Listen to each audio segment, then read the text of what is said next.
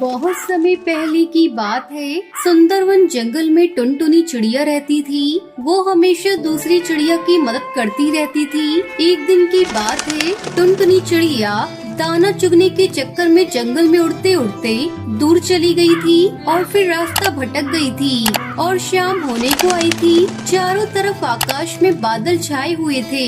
तभी टुनटुनी चिड़िया ने देखा कि नीम के एक पेड़ पर ढेर सारे कौवे रात बिताने के लिए बैठे हुए थे। कौवे अपनी आदत के अनुसार आपस में एक दूसरे से काव काव करते हुए झगड़ रहे थे।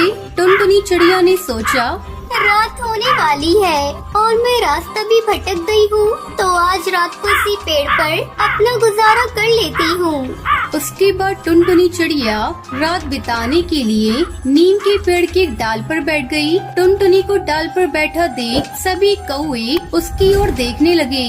बेचारी टुनटुनी सहम गई और डरती हुई कौवे से बोली, रात बहुत हो गई है और अंधेरा भी गहरा है। आसमान में बादल छाए हुए हैं और किसी भी समय बारिश हो सकती है। मैं अपना ठिकाना भूल गई हूँ। आज रात भर मुझे भी इस पेड़ के डाल के कोने में रात बिता लेने दो।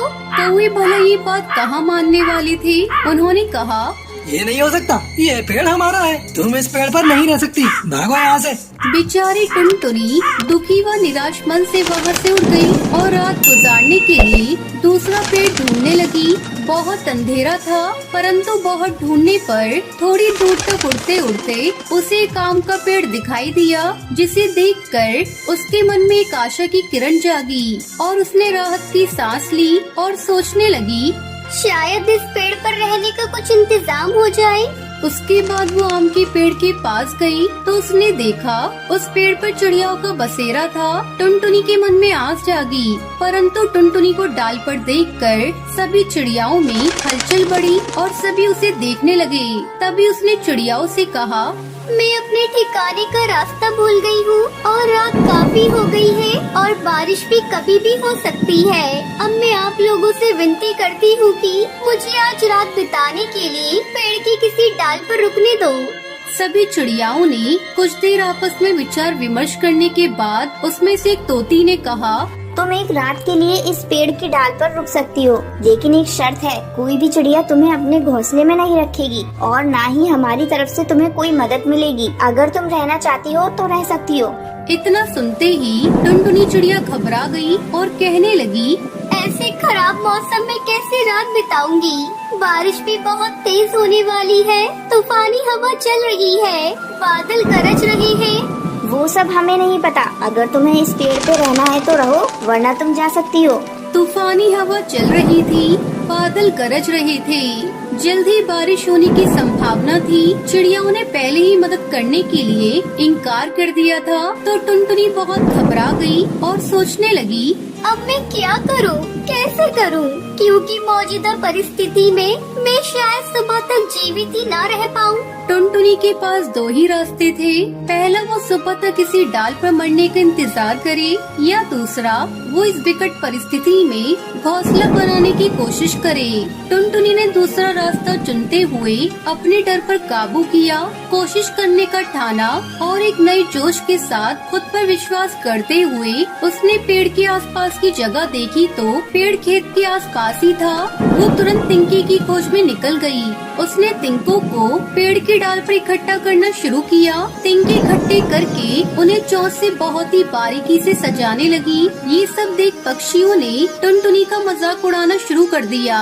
अरे ये देखो इस बेवकूफ चिड़िया को, इतनी तूफानी मौसम में भी मूर्खों की तरह बेकार मेहनत कर रही है। हाँ भाई हाँ, ये तो है ही बेवकूफ, नहीं तो इतनी तूफानी मौसम में मूर्खों की भांति कौन मेहनत करता है। वहीं दूसरी तरफ टुनटुनी अपना घोंसला बनाने में लगी हुई थी। मुश्किल से घोंसला आधा बना ही था कि तेज हवा के झोंके ने घोंसले को बिखेर दिया। टुनटुनी डाल से गिरते गिरते बची। अरे ओ छोटी चिड़िया, क्यों इतना फालतू में मेहनत कर रही हो? चुपचाप पेड़ की डाल पर बैठ क्यों नहीं जाती हो? आसमान में जोरों से बिजली कड़क रही थी। तूफानी हवा तेज हो रही थी। हल्की हल्की बारिश शुरू हो गई। मौसम में ठंड बढ़ गई थी। सभी पक्षी अपने घोंसले में चले गए, ये सोचते हुए कि टुनटुनी अब सुबह तक जीवित नहीं रह पाएगी। टुनटुनी भीग गई थी। पहले के निष्फल प्रयासों के कारण बहुत थक गई थी, परंतु उसने अभी तक हार नहीं मानी थी और वो सोचने लगी, नहीं, मैं हार नहीं मानूंगी। मैं फिर से घोंसला बनाऊंगी। उसने खुद पर भरोसा करते हुए फिर से घोंसला बनाना शुरू किया और एक एक करके सभी तिनकों को सजाया और तब जाकर बड़ी मुश्किलों के बाद उसका घोंसला तैयार था। घोंसला बनते ही टुनटुनी के चेहरे पर एक गजब सी मुस्कान आई। टुनटुनी के चेहरे पे एक अलग ही खुशी थी, क्योंकि उसकी मेहनत रंग लाई। उसके विश्वास की जीत हुई और राहत की सांस लेते हुए टुनटुनी अपनी मेहनत के आशियाने में रात भर आराम करती है। घोंसले में रहने के कारण अब वो पूरी तरह से स्वस्थ थी। सुबह टुनटुनी को जीवित देखकर सभी पक्षियों का आश्चर्य का ठिकाना ना रहा और सभी चिड़िया आपस में कहने लगी, इतनी भयानक आंधी, तूफान और बारिश में बच कैसे गई? हाँ बहन, तुम सही कह रही हो। मुझे तो भयंकर आश्चर्य हो रहा है। सारे पक्षियों, चलो उसके पास चलकर देखते हैं कि वो बच कैसे गई। उसके बाद सारे पक्षी टुनटुनी के पास जाते हैं तो देखते हैं कि टुनटुनी चिड़िया अपने घोंसले में आराम कर रही थी। वो बिल्कुल स्वस्थ थी। जो चिड़िया रात को उसका मजाक उड़ा रही थी, वही सब उसके सच्चे विश्वास, सच्ची मेहनत, बहादुरी के आगे अपने सर झुका देते हैं। हमें माफ कर देना बहन, आज तक हमने इतनी मेहनती चिड़िया नहीं देखी। काश हम लोग तुमको पहले पहचान पाते। हमें भी माफ कर दो बहन। हमें अपनी गलती का एहसास हो गया है कि हमें किसी का मजाक नहीं उड़ाना चाहिए।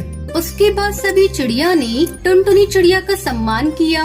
इस पेड़ की डाल पर मुझे रात गुजारने देने के लिए आप सभी का दिल से धन्यवाद। अब मुझे अपने घर जाना होगा।